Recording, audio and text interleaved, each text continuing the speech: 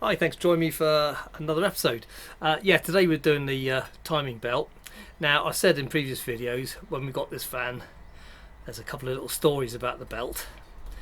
First story, that's very short, is obviously looking over the van. I was checking around it and seeing its condition, and there's a sticker on the timing belt cover, and the date said the belt was 18 months old. So the garage was saying, oh yeah, that won't need doing. Well, me being Mr. Skeptical, I don't believe anything. Got the van home, was delivered actually.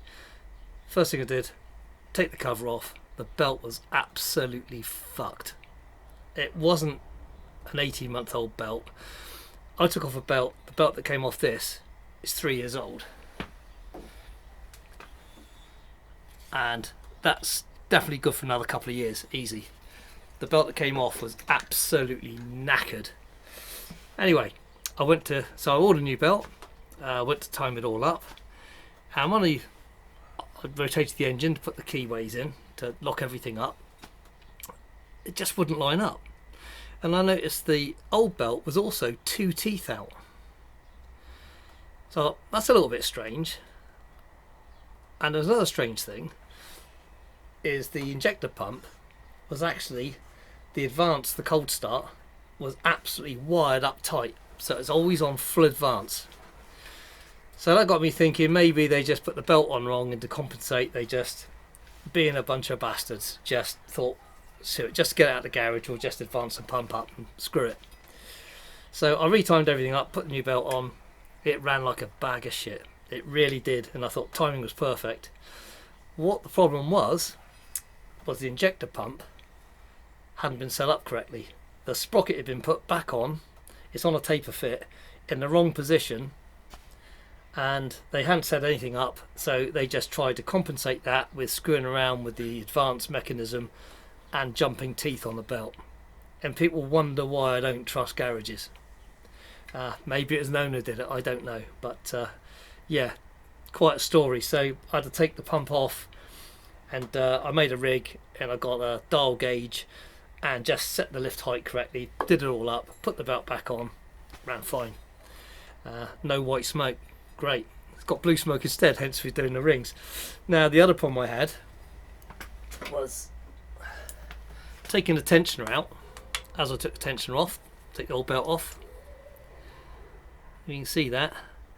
That's the helicoil insert that's inside the aluminium casing. They'd not only fucked everything else up, they'd also cross-threaded the bolt, so it screwed up the bloody helicoil. So yeah, what should have been a simple job turned out to be an absolute nightmare. I had to re-drill this out, re-tap it, get a new tap, M14 I think it was, and put a metal insert in there that's got M14 on the outside and the correct thread on the inside, and it's all Loctited in, and that worked. Yeah, simple job, say. Anyway, enough storytelling. Let's go on and fit this belt. Okay, hoping you can see that clear enough. Now, first thing to do is put everything into the correct timing. Now, I put up a picture of the crankshaft locating pin, which is just a 13mm drill bit. I'll put a picture of that up now. And obviously you just rotate the crankshaft round till that lines up, and it should slide through and locate into the back of the flywheel. Next we've got an 8mm drill bit I should say, and a 9mm drill bit. Now the 8mm for the camshaft. Let's just bring that round. That's him in. It's a little bit wobbly, but as long as it stays in place. And this one goes in here. It's just on the lift, so that's why it's quite tight to turn. There. Make sure that's nice and back into there. So that's everything locked up now. Now the manual says also you can slacken these off, these 4 bolts here, because that's not part of the taper side of the sprocket, so you can actually get a little bit of movement on this without turning the pump, and that's so you can just make sure the belt's tensioned across the top. The next thing to do is make sure you get the right belt. Don't just go by the model and the year. use the engine code, and in this case it's a 4DA. So these belts fit multiple engines, but the first time round I didn't use the right code, and right model, right year, wrong belt. So always check that. So I made a note of it actually for future.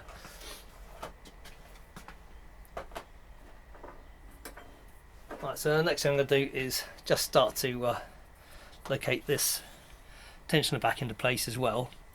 Now these are great, these 4 tensioners. I don't know if you're going to be able to see. I'll again take a close-up just in case it doesn't come out on film. There's a little dot like a centre punch in the back here, and when you tension it, you put a tool in here and wind it round, and that dot just moves over to the other corner, so then you know it's at the perfect tension. Really good, well thought out bit of kit.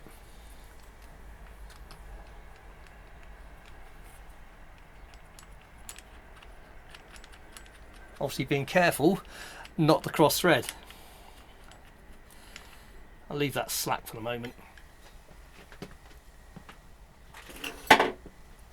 Okay, so got the new belt. Now the belts are also marked with arrows on here for direction. Now we know the engine runs in that sort of kind of clockwise manner. So I'm just going to feed this around. I think I might just put it into this way first. All stay slack.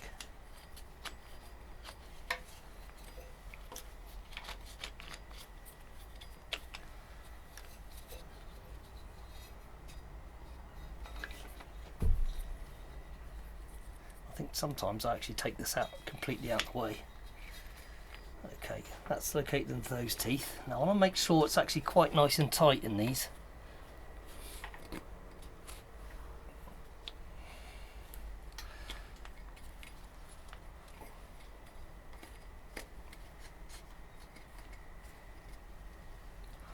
Now see, that's quite slack there, so that's like a tooth out.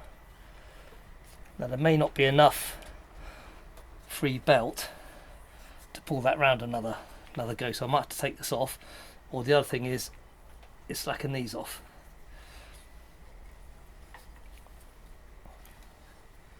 I might do it this way. So it's not very interesting when you have to watch people do things a couple of times, but like I said, don't edit this because anybody else is going to have exactly the same problem.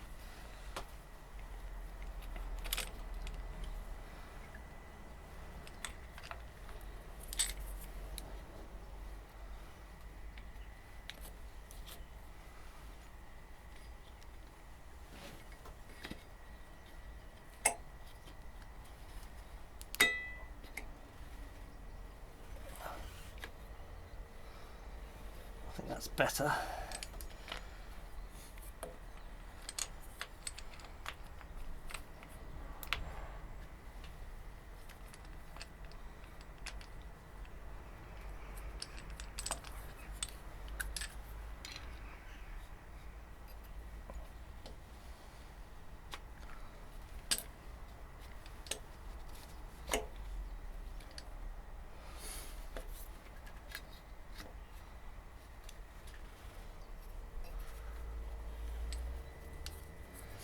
Now if I can't get this in, then I'm going to have to slacken those bolts off.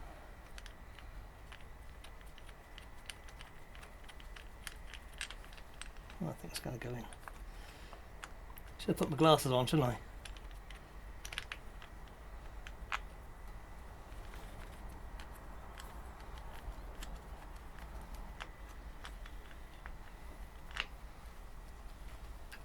There we go. So that's a little bit tighter across here now.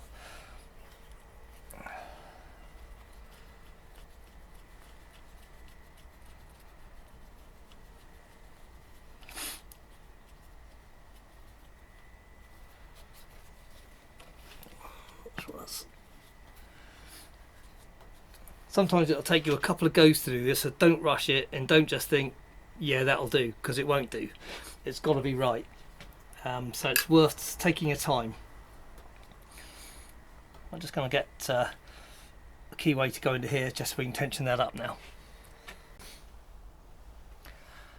Okay, while I was getting the tools for this, I noticed this part of the belt here was just a little bit slack, so I've slackened these bolts off here on the pulley like I said before. Now you can see that there's a little bit of movement here now within that pulley. So that'll allow me to make sure that this could jump another tooth, and now it's all nice and even all the way around. So now using a hex key into the tool here, and I've just nipped this a little bit so it will move. What size would be? 17 on there. Now I've just got to tension this until that dot moves to where it needs to be. It's coming over, and that's it. So I can now just nip this up, and this will all have to be done up to the correct torque. So I will get a socket on that in a minute. That's just to stop it slipping. Now we've got a nice even tension all around the belt.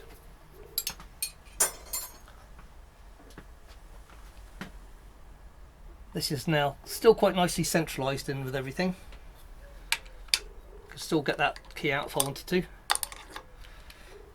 Nothing stressed.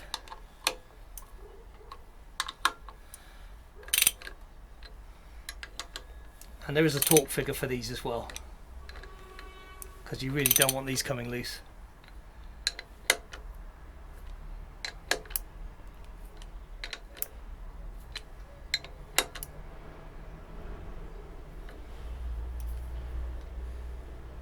Okay, and that is pretty much it. I will torque these down to the correct torques shortly. Obviously very important to torque this correctly, because you don't want to damage the aluminium housing, and you certainly don't want the threads insert pulled out again. So that, yeah, see the keys, I can pull them out. Everything's all hunky-dory, just as it should be, and that's looking good. And then what we'll do, I'll pull the, once I've torqued these down, we'll do 2 rotations of the engine and just make sure everything stays tensioned up correctly. Okay, let's get everything torqued down and we'll do that. Okay, I've torqued this one down correctly. Just going to finish these off.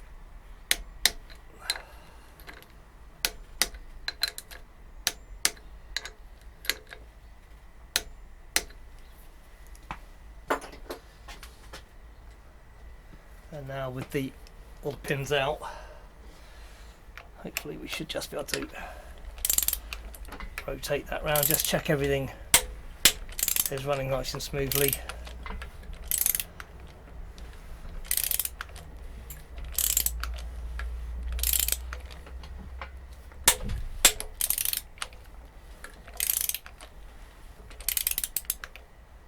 And it should come round and all line up again, I think.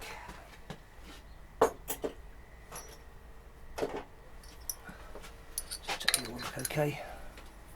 That looks a little bit out, but that one's a little bit over, I think. Check that once.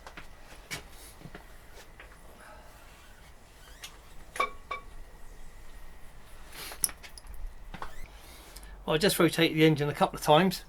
It's quite a fiddle to get the 13mm bolt in, because it's such a precise fit, but I persevered.